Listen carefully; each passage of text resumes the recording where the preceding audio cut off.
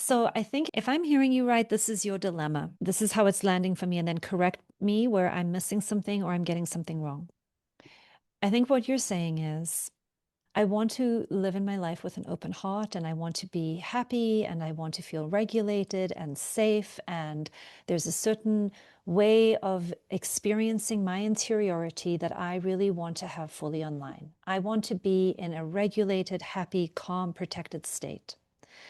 And my experiences in my life are such that when I interact with the outside world, people say something in a tone of voice or in a style or in a way that brings up so much activation in my own nervous system that I'm not enjoying how much influence these things have over my sense of safety and well-being. And the dilemma that I have is, how do I stay in touch with what I'm feeling without feeling like I'm always activated and triggered and taken over by my feelings? I worry that the amount of pain I would need to feel if I just stayed open all the time would take me down. It would be too much for me. I would encourage you to think of it in the way that you might think about weather. I live right now in Minneapolis. It's, freezing outside and it's snowing. And as long as I am living here, and let's say I have no choice to live anywhere else, it means that when I go outside,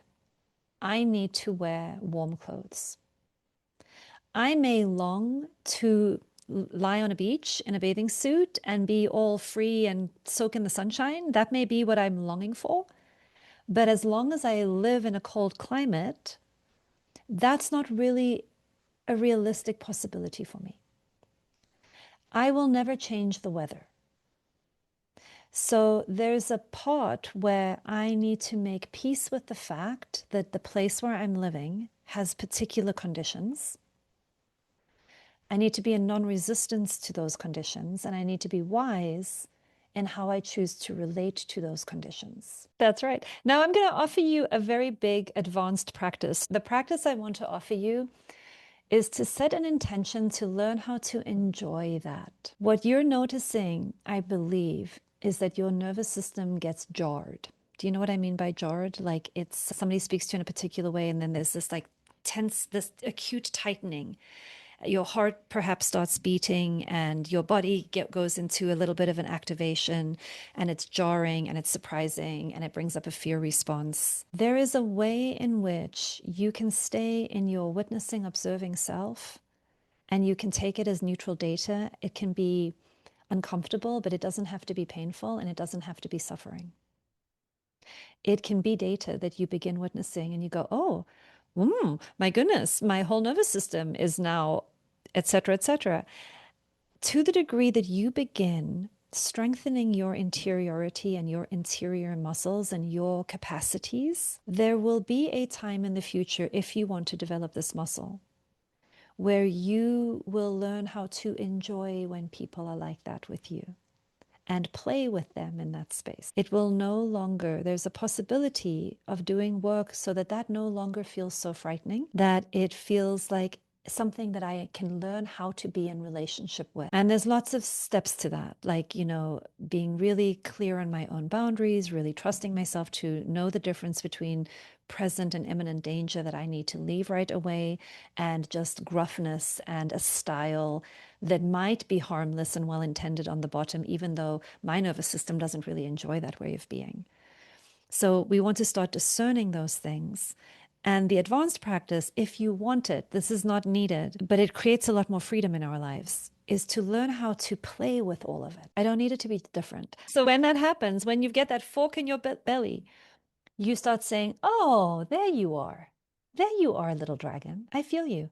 Okay. Yes, that was unexpected. That was unwanted. Oh, that's a lot of tightening.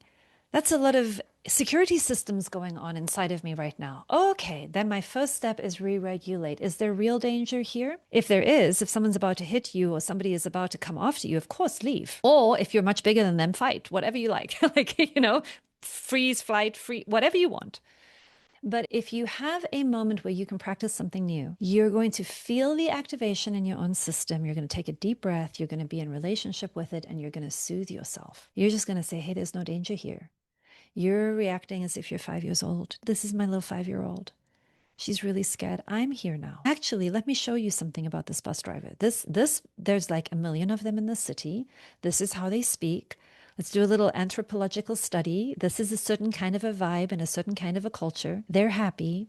He doesn't mean harm, but he's not sensitive to us in the way that we would like. So we're not going to be completely open and emotionally available and generous with this.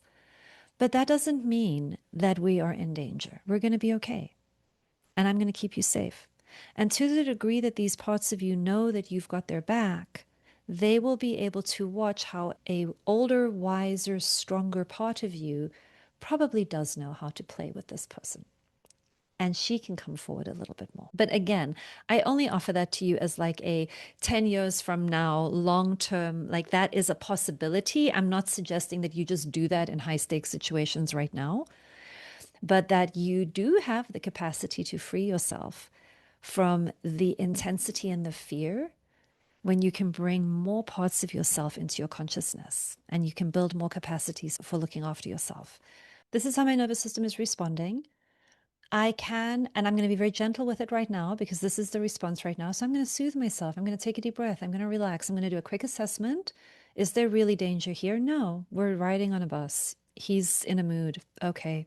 Actually, I'm okay. And then I'm going to work with the younger parts of me and let them know I'm here now. You guys are all okay. We can stop all of the little animals from the inside, like the little puppies who are all barking at the window. Like something's happening, something's happening. Okay, watch out, watch out, watch out. We're going to sit them down and say, okay, I've got this. You can sit down now. You can regulate. You can settle. And then we lead. Then we lead. And do we like all the barking on the Wow. inside? No. Is it annoying? Yes. Can it become less and less as we take more leadership? Yes. And then, ooh, I can feel it. It hangs out in my gut for all of 3 seconds because I'm on it. Oh, I know this place. Yes, this just gave me data about what's happening in the relational space, but I don't need to go into victim consciousness around it anymore. I've worked with all of those parts of me. I can stay in self sovereignty.